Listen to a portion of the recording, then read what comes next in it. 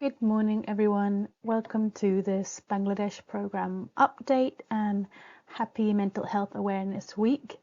Today, I'm going to be presenting the Mind to Heart project in Bangladesh. And for who doesn't know me, I'm Maria. I'm the program manager for Lepra Bangladesh.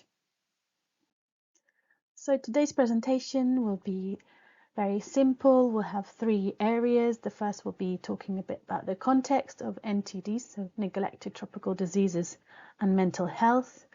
We'll talk about the Mind to Heart project, its general information, and then we'll go a bit more into its goals and objectives. So first of all, the context, NTDs and mental health. Why is mental health a thing? Why is it an area we should be focusing on? So this is for three reasons. We, of course, are very familiar about the physical consequences of a late diagnosis of leprosy, but there's growing evidence and scientific literature about the impact of leprosy on people's affected mental health. There are some studies which estimate that around 50% of people affected by leprosy and other NTDs suffer from depression and anxiety. And this is very much linked to this triangle of causality of ill mental well-being, in which one of the apex is the stigma that's still very present and linked to the disease. There's the mental health, there's the mental illness, and then the third element is the NTD and its physical consequences such as impairments, disfigurements, chronic pain, etc.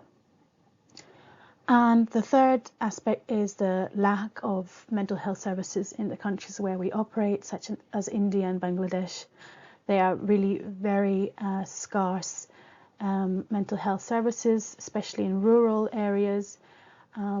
As far as we know, there's only one mental health institute in the whole of the country in Bangladesh, which is based in Dhaka and has 200 beds. There's another one outside Dhaka with 500 beds. The numbers of mental health trained professionals are extremely low compared to the need. So in order to address this need, we have started the Mind to Heart project. So here's some general information. The project started in April this year and will run for 3 years. And we target 300 people affected by leprosy with grade 2 disability. And this is because, as very logically sounds, the higher the disability grade people suffer, the more likelihood of suffering from mental health conditions too. So given this, we've selected the most vulnerable within the Bogora district, which is our operating area. And this was 300 people affected by grade 2 disability. The budget that we have is just under $100,000 for the next 3 years, which were donated by the Sasakawa Health Foundation, which is a pharmaceutical company in Japan, which is very much focused on the empowerment and the working with people's organizations worldwide. And we work in partnership with the Bogora Federation. And this is a great opportunity this year to really strengthen the way that we've been working lately in the last years. And for example, I've got the good news to share that yesterday the first female chairwoman of the Federation was selected. So we have a new female strong leader to work with, to build her capacity and to make sure she is representing over 1,000 people affected by leprosy and other disabilities in the district, and representing them in Dhaka at the Leprosy Technical Committee and beyond, and looking outside also beyond Lepra of what other partnerships this federation can attain. So we will be providing this technical support, making sure that their quarterly meetings have an action-orientated agenda, and that the federation really is capable of running their own projects and advocating and having partnerships in the next 3 years.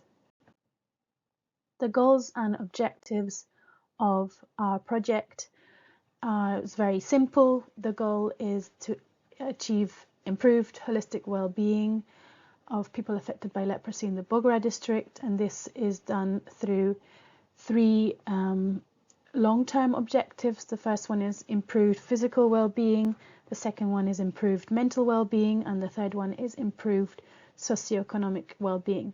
So we are keeping in mind this holistic concept of health, in which we need to be working on different areas in order to attain well-being in general.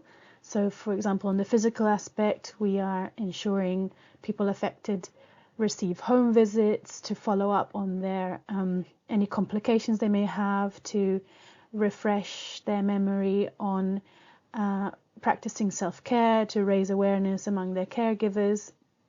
If we talk about the socioeconomic aspect, we have all staff of the project trained in how to apply for disability allowances and what are the different schemes out there. And for the mental well-being, I have a separate slide.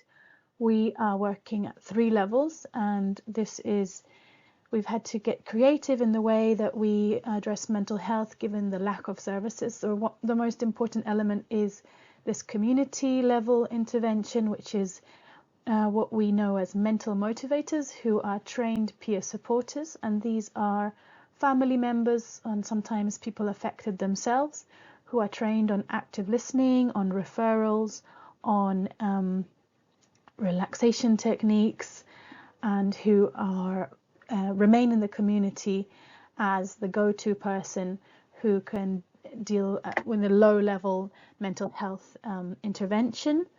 Then this specific project has an in-house counsellor who's a professional psychologist who can give more structured counselling to people who need further support. And then we also have an activity of ensuring referrals to mental health services in the district. This is a few photos to end the presentation with of, on the left, breathing exercises that peer supporters are teaching our people affected in the districts that we work in. And these were special activities in light of Mental Health Awareness Week. So thank you so much for listening. This is my contact address in case you have any follow-up questions. Wishing you all a very happy Mental Health Awareness Week, and hoping to have more videos to share with you in the next quarter. Bye for now.